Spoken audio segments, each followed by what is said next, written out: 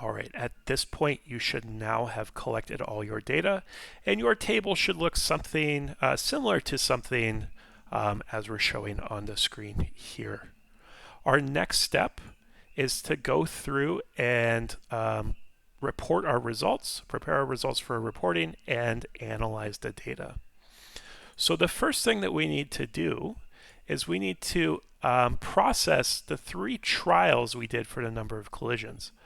As you'll notice, I think you'll find that most of your numbers vary slightly from trial to trial, which is fine. That just means there's a little bit of noise in the data. So what we're going to do here is we could go through, we could find the average by manually adding all 3 of these numbers together, then dividing by 3, which is the number of trials. But instead, what we're going to do is we're going to use what we call a function of Google Sheets to help us do that. So functions are ways that we can use spreadsheets to do a lot of math very quickly. So we're going to use the average function here. And so to do that, what we're going to do is we're going to click where it says average in the row for 50. I'm going to go ahead, I'm going to double click. You don't actually need to double click. You could just start typing as well, but I'm going to type equals. And so when I type equals, what that means is it means that the software knows that some sort of equation is going to be in here. It's got to do some sort of calculation. And so to tell it, I want it to do an average. You can see it's already kind of showing, but if it's not for you, I'm going to type average, and you don't need to worry about capitalization. I'm going to type average. It might show up here as you're typing. You might see it show up, and you can just go ahead and click average. Make sure you're choosing average, though. And then it's going to come up with all this. And when it comes up with all that, what I'm going to do, if that gets become too much, you can just hit close. What I'm going to do is I'm going to drag with, so clicking and dragging the 3 cells with the data I want to average. So in this case, I want to average trial 1, trial 2, trial 3. Once you have that, you can either manually type in the ending parentheses, or you can just hit enter and it will do it for you. Now it's going to suggest, and it's kind of a cool feature, it's going to suggest an autofill. And in this case, the autofill is actually very helpful. So we can just hit yes, please. And so what it's going to do is it's going to take that average and it's going to, we can double click and see now that it's averaging through these 3 cells here and here. So that's a very quick way to do the average in this case. One quick note with the autofill, definitely always double check. The software is not as smart as you would hope it would be. So that is step number 1. And so now that we have this raw data, it's kind of nice. We want to kind of format it in a way that's easy for us to graph. So we have table number 2. So the first thing we're going to do is we're going to transfer our data from the pressure into table number 2. There's multiple ways to do it. The first is you could just take these numbers and you could type them in.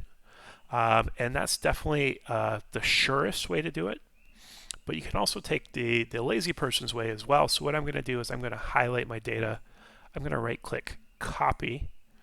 And I'm going to go down here and I'm going to right click. And in this case, I can just do paste. And that's pretty much perfect. Same thing, we want to do the same thing here for average. So we're going to again right click. We're going to go copy. But you might notice if we do the same thing here where we just paste it like we normally would, we're going to come up with this error that the reference does not exist. And basically what happens is when we copy paste numbers that are calculated, it's going to change which cells it wants to calculate based off of. So instead of doing that, I'm going to go ahead, I'm going to go File, Undo. Instead of doing that, I'm going to go right click and we're going to choose Paste Special. And we're going to choose this option, Paste Values Only. So we're going to click that and then boom, there are our numbers. And you'll notice that here, instead of like if we click up here, if we click back at our original data, where did our original data go? Back at our original data, when it says what's in here, it gives us the formula. But because we've chosen the values only, it's just going to give us what the value was. So this is an important and really good tool to know about. And so that's pretty much it for the analysis. So we've got steps 1, 2, 1 and 2 done. Now that we have our data, we're going to need to make a scatter plot. So again, to make a scatter plot, we're going to select the data, including the headers that we want to plot. So table 2 is going to be one graph, and table 3 is going to be a second graph.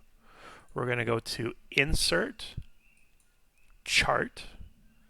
And if we're lucky, which it looks like we are in this case, the chart that is generated is already a scatter chart.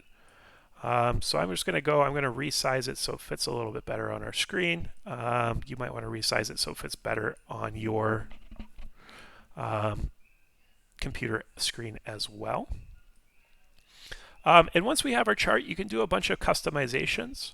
But the thing that we want to do now is we want to add a trend line. So what a trend line is it's a line of best fit. So what the software is going to do is it's going to take its software ruler and it's going to line it up with these points so that it goes through the most points possible or closest to the most points possible. It's the technical term for this is a linear regression.